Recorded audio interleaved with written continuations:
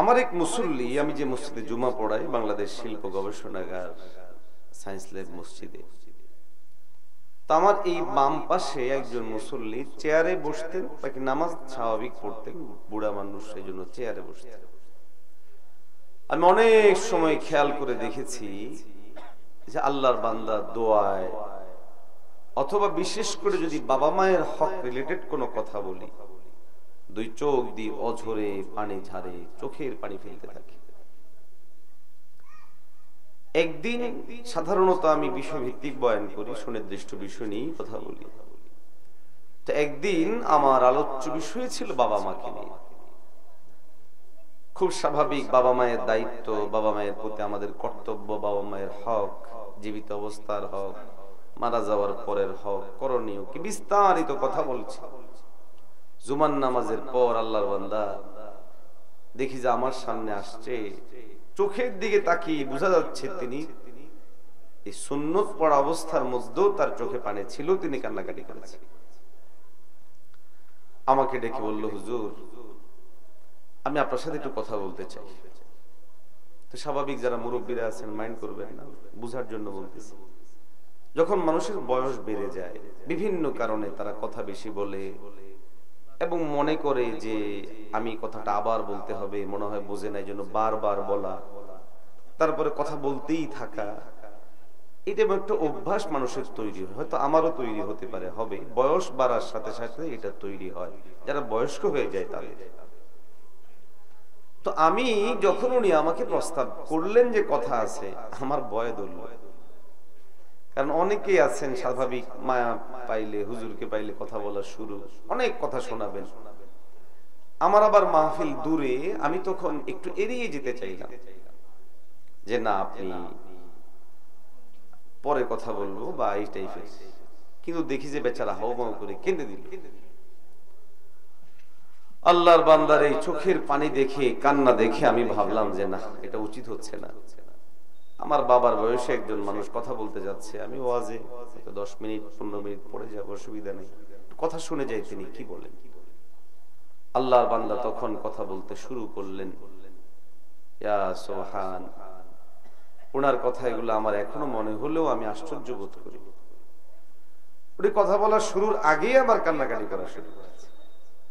তাই বলে, মুরব্বী আমার একটা প্রোগ্রাম আছে, আপনি যা বলবেন আমাকে একটু দ্রুত বলেন এবং যা বলতে চান একটু সংক্ষেপে আমাকে আপনি শোনান, কি সমস্যা।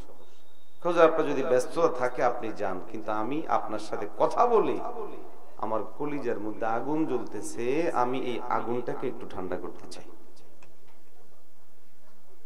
মানুষ কখনো কখনো দুঃখ যদি বলে, তখনও দুঃখ কি হয়, পাতলা হয়। তো আল্লাহর বান্দার এই আবদারের প্রেক্ষিতে আমি বললাম, আচ্ছা বসেন, বলেন। তো সাথে আরো 2-1 জন মুসল্লি ছিল, উনি বললো যে ওনারা প্রয়োজন সেরে যায়, আমি একাকি আপনার সাথে কথা বলবো। কথাগুলো যে খুব আহামরি কিছু না, কিন্তু আমাদের জন্য শিক্ষণীয় আছে, এই জন্য জাস্ট আমি ঘটনাটা শোনানো, এটা বাস্তব ঘটনা। আল্লাহর বান্দা আমাকে বলে, হুজুর আমি খুব গরিব ঘরের ছেলে ছিলাম, কিন্তু আমার আব্বা আম্মা আমাকে অনেক কষ্ট করে পড়াশোনা করিয়েছে। আমি উচ্চ শিক্ষিত হয়েছি, পড়াশোনা করে আল্লাহ পাক আমাকে উচ্চ শিক্ষিত বানিয়েছেন, সরকারি চাকরি করেছি। চাকরির মেয়াদ শেষে আমি বেশ টাকা পয়সা পেয়েছি, মানে লম্বা কথাই যা হয় আর কি। এখানে আর মাঝখানে অনেক কথা বলেছি, আমি সংক্ষেপ করে বলছি, কারণ আমার মূল বিষয় আমি নাইলে হারিয়ে যাব সময় কম। তো তখন এই আল্লাহর বান্দা বলতে আরম্ভ করলেন যে হুজুর, আমার বাবা একজন হত দরিদ্র মানুষ ছিলেন, কিন্তু আমাকে পড়াশোনা করাইছেন, আমি উচ্চশিক্ষিত হয়েছি। এরপরে আমি রিটায়ারমেন্টে গিয়ে টাকা পেয়েছি, সেই টাকা আমি ব্যবসা করেছি, স্বর্ণের ব্যবসা।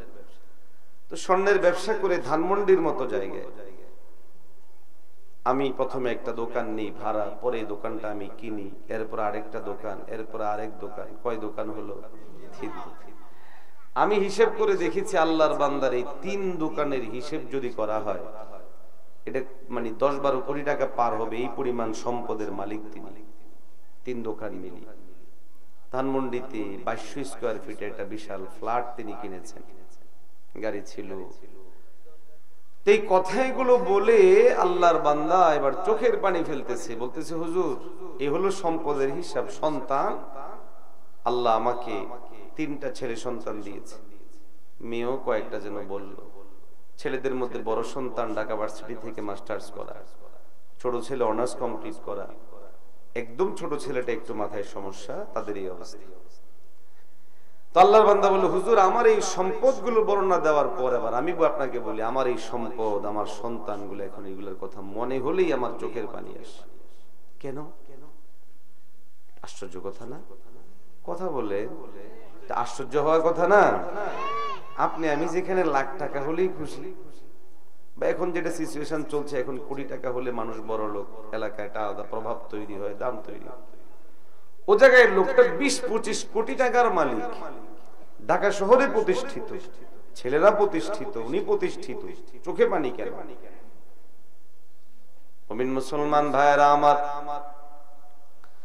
আল্লাহর বান্দা আমাকে বললেন হুজুর আমি আমার সম্পদগুলো এবং আমার বিশাল এই অর্থ করি নিয়ে আমি মোটামুটি ভাবে আরামে চলছিলাম।